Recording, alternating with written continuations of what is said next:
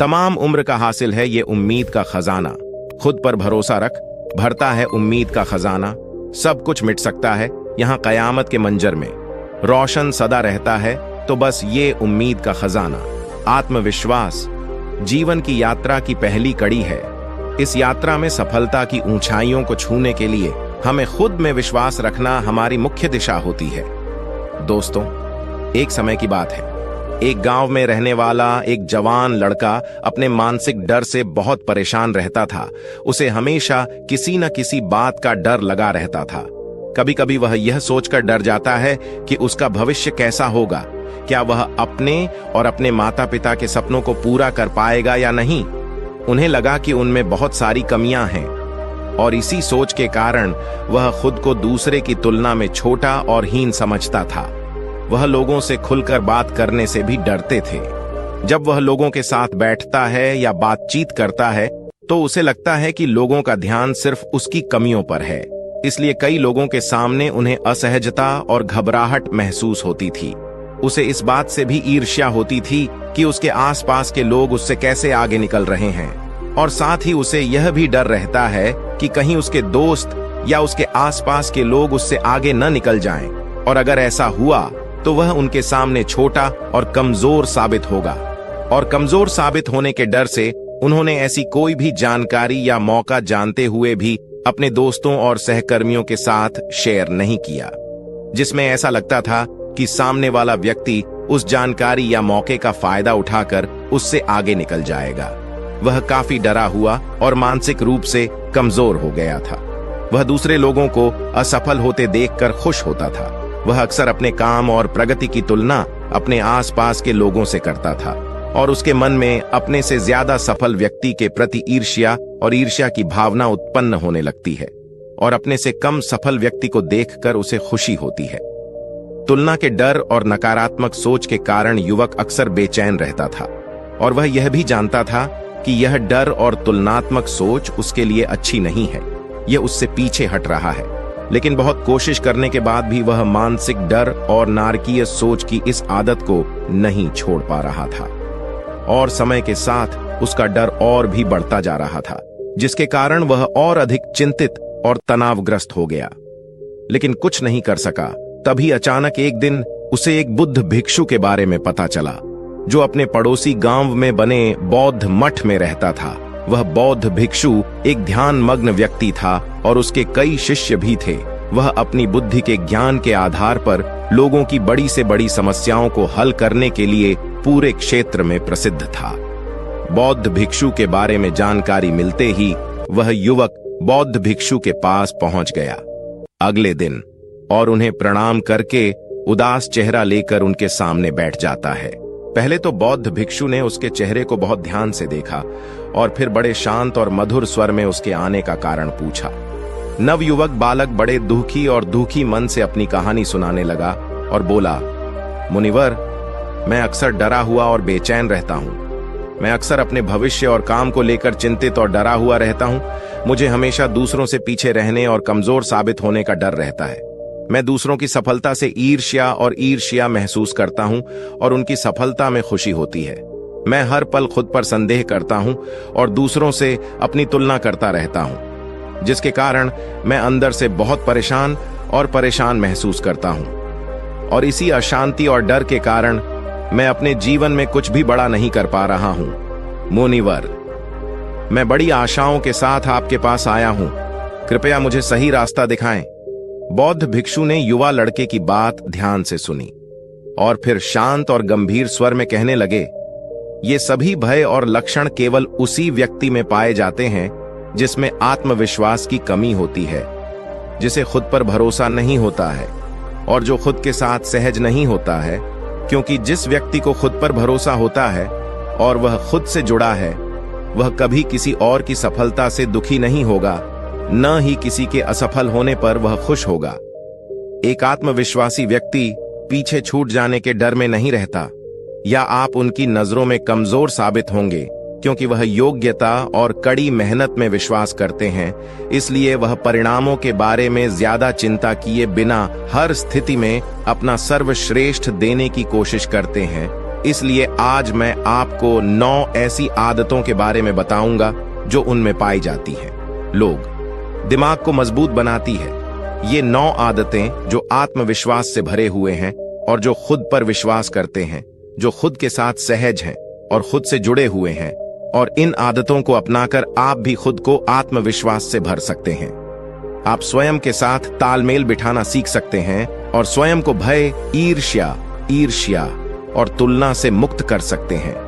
जैसे आप खुद को नकारात्मक विचारों से दूर रखकर अपने काम पर ध्यान केंद्रित कर सकते हैं। इसलिए मैं जो कहता हूं उसे ध्यान से सुनें और यह समझने की कोशिश करें कि आप कहां खड़े हैं, यानी इनमें से कौन सी आदतें आपके अंदर हैं और वे कौन सी आदतें हैं जो आपको अभी अपने अंदर विकसित करनी है। शांतिपूर्ण, सुखी और सफल जीवन जीने के लिए आइए पहली आदत से शुरुआत करें। इसलिए पहली आदत है चीजों को व्यक्तिगत रूप से लेना बंद करना। हर बात को व्यक्तिगत रूप से लेने की कोई आवश्यकता नहीं है, क्योंकि यदि कोई भी व्यक्ति किसी बात को व्यक्तिगत रूप से लेता है, यदि कोई बात किसी समूह के लिए कही जा रही है या आमतौर पर सभी के लिए कही जा रही है, और यदि वह व्यक्ति उस बात को अपने ऊपर ले लेता है, तो वह बहुत अपमानित महसूस करता है और इससे आपके आत्मविश्वास को गहरा झटका लगता है। हमें सीखना चाहिए चीजों को अलग अलग लेने के बजाय उनमें सामूहिक और पारिस्थितिक अर्थ ढूंढना, यानी कि कितनों से क्या, किस उद्देश्य से और किस संदर्भ में क्या कहा गया है। इस बात को ध्यान में रखते हुए इसके अर्थ को समझना चाहिए, और जो अपने आप में सहज है, उसे खुद पर भरोसा है, वह जानता है कि वह कौन है, इसलिए वह चीजों को व्यक्तिगत रूप से नहीं लेता है। इसके बजाय यह वर्तमान स्थिति के अनुसार समझ में आता है।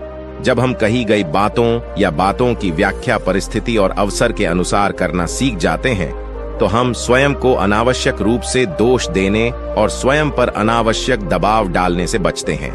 दूसरी आदत है खुद पर और अपनी क्षमताओं पर विश्वास करना। खुद पर भरोसा करना सबसे खूबसूरत एहसास है। ये हमारे लिए बहुत अच्छी और खास बात है कि दूसरे हम पर भरोसा करते हैं, लेकिन जब हम खुद पर भरोसा करना सीख जाते हैं तो जिंदगी बहुत आसान और खूबसूरत हो जाती है, क्योंकि जब हमारा खुद पर विश्वास मजबूत हो जाता है तो हम जिंदगी में आगे बढ़ जाते हैं, चाहे कोई हमारा साथ दे या न दे, और चाहे हमारे सामने कितनी भी बड़ी मुसीबत क्यों ना आ जाए, वो घुटने टेक कर दूर हो जाती है और हम हंसते मुस्कुराते हुए आगे बढ़ जाते हैं। आत्मविश्वासी लोगों की तीसरी आदत यह होती है कि उनके जीवन में एक ठहराव रहता है और वह अपना पर्याप्त समय बिना किसी घबराहट के निकाल लेता है। जीवन में सब कुछ तुरंत हासिल नहीं होता है और न ही हमारे समय में परिस्थितियां अनुकूल होती हैं। ऐसा नहीं होता कि सब कुछ एक ही बार में और तुरंत हो जाएगा। कई बार ऐसा होता है कि हमें रुकने की जरूरत होती है, चीजों को ठीक से समझने और करने के लिए थोड़ा रुकने की जरूरत होती है, और इस बीच जो समय लगता है, ज्यादातर लोग अपना धैर्य खो बैठते हैं। लेकिन एक मजबूत व्यक्ति जो खुद के साथ सहज है, उसकी विशेषता यह होगी कि उसे थोड़ा समय लगेगा, लेकिन इससे यह विश्वास हो जाएगा कि वह कितना समय बोल रहा है या कितना समय वह उस काम में लगा रहा है, वह वास्तव में उसे और उसके जीवन को बेहतर बना रहा है। तो वह व्यक्ति खुशी खुशी अपना समय लेगा और इंतजार करेगा, और चिंतित होने के बजाय उसमें बहुत धैर्य और कृतज्ञता होगी कि कम से कम चीजें हो रही हैं।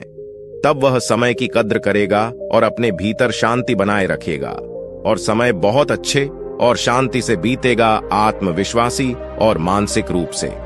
मजबूत लोगों की चौथी आदत यह होती है कि वे दूसरों को भी आगे बढ़ने में मदद करने में विश्वास रखते हैं। एक मजबूत व्यक्ति ही दूसरों को आगे ले जा सकता है और ऊंचा उठा सकता है। इनसे कुछ सीखा जा सकता है।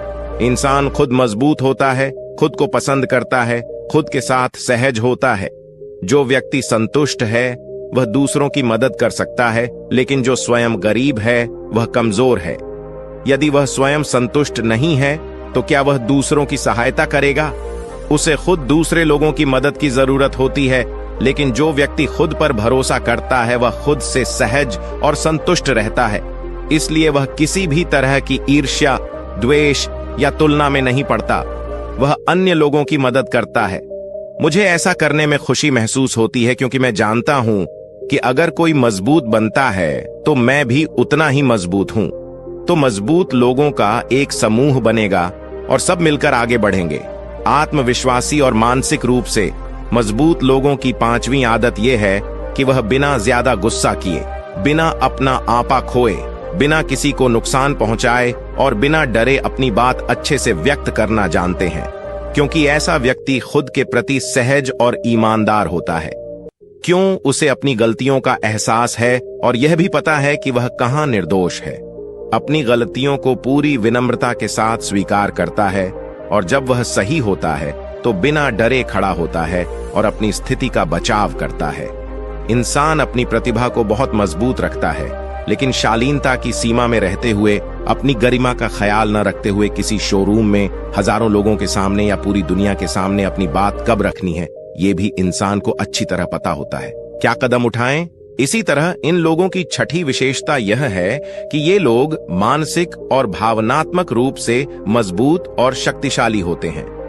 आंतरिक मन से वास्तव में मजबूत यानी शक्तिशाली कौन है? जिसके पास ज्ञान है लेकिन उसे अपने ज्ञान पर घमंड नहीं है, जो सही समय पर सही काम करना जानता है, जो विनम्र होना जानता है, जो दूसरों की मदद करना जानता है, वही व्यक्ति एक ही है। एक सच्चा इंसान शक्तिशाली, स्वतंत्र, आत्मविश्वासी, सफल और संतुष्ट होता है। एक सच्चे मजबूत इंसान की पहचान ऐसी होती है कि वह अपने जीवन के सभी आयामों को बनाए रखता है और दूसरों के साथ अपने जैसा व्यवहार करता है। शक्तिशाली बनाने में भी विश्वास रखता है, क्योंकि वह जानता है कि सकारात्मक ऊर्जा जितनी अधिक फैलेगी उतनी ही वह उसके पास वापस आएगी और वह और अधिक शक्तिशाली बन जाएगा। आप खुद सोचिए कि अगर आप कमजोर लोगों के समूह में रहेंगे तो क्या होगा? धीरे धीरे आप भी कमजोर हो जाएंगे। लेकिन अगर आप ताकतवर लोगों का समूह बना लें और उनकी ताकत बढ़ जाए तो क्या होगा? धीरे धीरे आपकी शक्ति बढ़ती जाएगी। तब ऐसे लोग वास्तव में शक्तिशाली होते हैं। आत्मविश्वासी और खुद से जुड़े हुए लोगों की खासियत यह होती है कि लोग अपने जीवन से संतुष्ट रहते हैं। इसका मतलब यह नहीं कि आगे कुछ करने का उत्साह नहीं होता। भविष्य में बहुत कुछ करना होता है, लेकिन अब उनके पास जो कुछ है उसके लिए आप कृतज्ञता से भरे हुए हैं, संतुष्ट हैं, खुश हैं, दिल में शांति है, प्यार है और सकारात्मक भावना है। संतुष्टि और कृतज्ञता की भावना से ही हमें भविष्य में सफलता मिलती है। सौभाग्य तो हमारे पास आता है, लेकिन हम स्वयं खुश रहेंगे और उन कमियों को ढूंढेंगे जिसके कारण यह ब्रह्म शक्ति प्रकृति कहेगी कि मैं हर समय रोती रहती हूँ, कमियां निकालती रहती हूँ, और जो मेरे बच्चे हैं वह उस बच्चे पर ध्यान देंगे जो हर वक्त रोता रहता है, चिड़चिड़ा हो जाता है और शिकायत करता रहता है। फिर कई बार उसके माता पिता भी उसे उसी हालत में छोड़ देते हैं और लोग अपने आप आकर कुछ समय बाद चुप हो जाते हैं। लेकिन जो बच्चा उनके प्रति प्यारा, खुश और शांत होता है, लोगों का प्यार और बढ़ता है। और अगर उन्हें खुशी मिलती है तो इसका मतलब है कि जो लोग संतुष्ट हैं वे अपने आप में सहज और खुश रह पाते हैं और उनका आत्मविश्वास बढ़ता जाता है। इसी तरह ये लोगों की आठवीं आदत है, वे जीवन में लोकतंत्र में विश्वास रखते हैं। अच्छा जीवन जीने के लिए संतुलित रहना बहुत जरूरी है।